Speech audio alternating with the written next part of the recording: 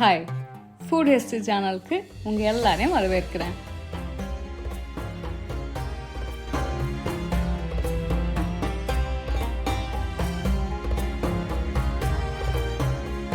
மெக்ஜி கேஎஃப்சிக்கெல்லாம் முன்னாடியே, சரியாக சொல்லணும்னா ஒரு 5000 வருஷத்துக்கு முன்னாடியே எகிப்தியர்கள் துரித உணவு கடைகள், அதாவது ஃபாஸ்ட் ஃபுட் ஸ்டால்ஸ், எனர்ஜி பார்ஸ்லாம் வச்சுருந்தாங்கன்னு சொன்னால் ஆச்சரியமாக இருக்குல்ல? வாங்க பார்க்கலாம். எகிப்தியர்கள் துரித உணவுகளுக்காகவே தனியாக தெருக்களே வச்சுருந்தாங்களாம். பலாஃபல்னு சொல்லப்படுற கொண்டக்கடலை வடை, கிரில்டு மீட்னு சொல்லப்படுற வறுக்கப்பட்ட இறைச்சி மற்றும் பருப்பு நிரப்பப்பட்ட ரொட்டிகளை விரும்பி சாப்பிட்டாங்களாம்.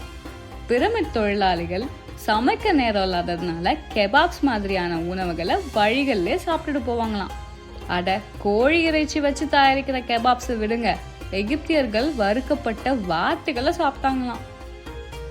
ஐயோ, இங்கேயுமா? முலுக்கியா, மூலிகைங்கிற சொல் மாதிரி இருக்குல்ல? சரிதான், இது சணல் கீரையை பயன்படுத்தி தயாரிக்கிற ஒரு சூப். பார்வோன்களுக்கு இது ரொம்ப ஃபேவரட்டாம். ஹம்மஸ் மாதிரியான டிப்ஸுக்கெல்லாம் முன்னாடியே வந்தது தான் பிசாரா. அவரைக்காய், பூண்டு, எலுமிச்சையை வச்சு செய்கிற டிப்.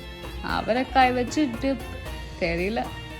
பியர் ஒரு தடித்த புரத சத்து நிறைந்த பானமாக கருதப்பட்டிருக்கு.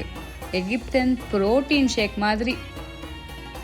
ஆரம்பத்துல இருந்தே ஆரோக்கியமற்ற உணவாகவே போயிட்டு இருக்குல்ல? 2 ஆரோக்கியமான உணவை இருக்கட்டுமா? தாமரை வேர்களை சாலட் தயாரிக்க பயன்படுத்தினாங்களாம். இது ஒரு மொறுமொறுப்பான புத்துணர்ச்சி உணவுன்னு கருதப்பட்டிருக்கு. கடைசியாக தான் வந்தாரு டபஸன் ஜாஸ், அதாவது பேரிச்சம்பழம் சிரப் மற்றும் வால்நட் சேர்த்து செய்கிற இனிப்பு. கிட்டத்தட்ட பக்லாவா மாதிரி. அட, இவ்வளோ நேரம் இந்த மம்மி சாப்பாட்டுக்கு தான் என் பின்னாடியே வந்துச்சு போல. நானும் மம்மியும் நண்பர்கள் ஆகிட்டோம்.